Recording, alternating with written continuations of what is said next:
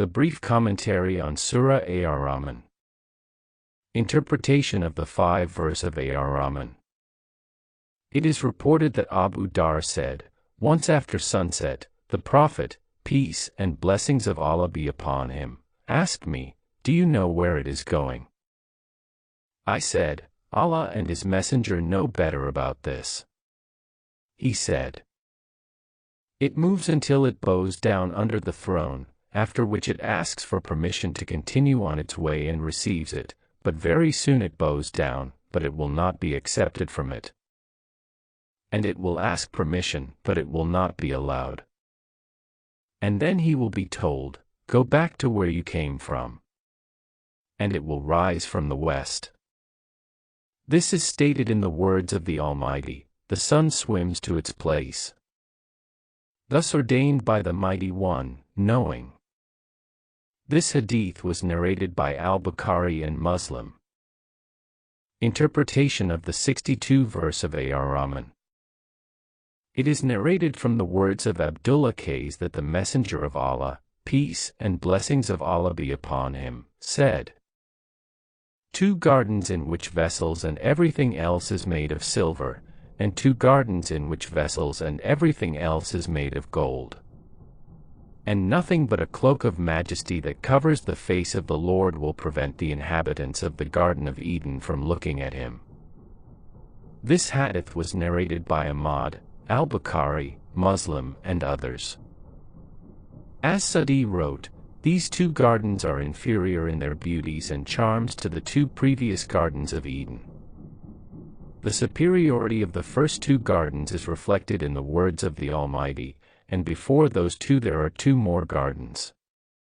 The Arabic word duna has several meanings and means before, besides, worse, below.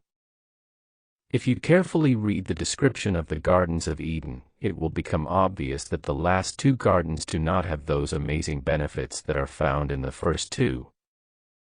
Streams flow through the first 2 gardens, and springs only beat in the last 2. The difference between flowing streams and gushing springs is clear to everyone. In the first 2 gardens there are trees with spreading branches, which the Almighty did not mention when describing the last 2 gardens. In the first 2 gardens, there are 2 kinds of fruits of every kind, and in the last 2, fruits, dates, pomegranates. The difference between these descriptions is also obvious. In the first 2 gardens, the righteous lie on matchless mattresses, the lower part of which is lined with brocade, and in the other 2, on green pillows and beautiful carpets.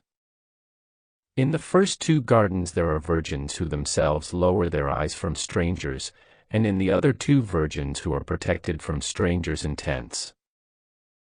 The Almighty called the inhabitants of the first 2 gardens virtuous and said, "Do they reward goodness otherwise than goodness?" These glorious epithets were not addressed to the inhabitants of the last 2 gardens. Finally, the mere mention of the first 2 gardens before the next 2 testifies to their superiority. The first 2 gardens will be the abode of the prophets, the righteous and close servants of Allah, and the other 2 gardens will be the abode of all other believers. Nevertheless, in all the gardens of Eden, there is something that the eye has not seen, what ears have not heard, and what the human soul has not even thought about. These blessings and charms will delight the hearts and revel in the eyes.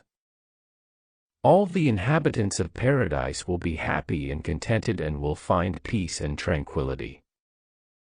Each of them will consider that there is no one happier and more successful than him. Interpretation of the 72th verse of Ar-Rahman. Abdullah Qays reported that the Messenger of Allah, peace and blessings of Allah be upon him, said, "Verily, in paradise there is a tent of a hollow pearl, the width of which is 60 miles, and each of its corners are wives who do not see all the others, and believers will visit them." This hadith was narrated by Ahmad, al-Bukhari, Muslim, and others.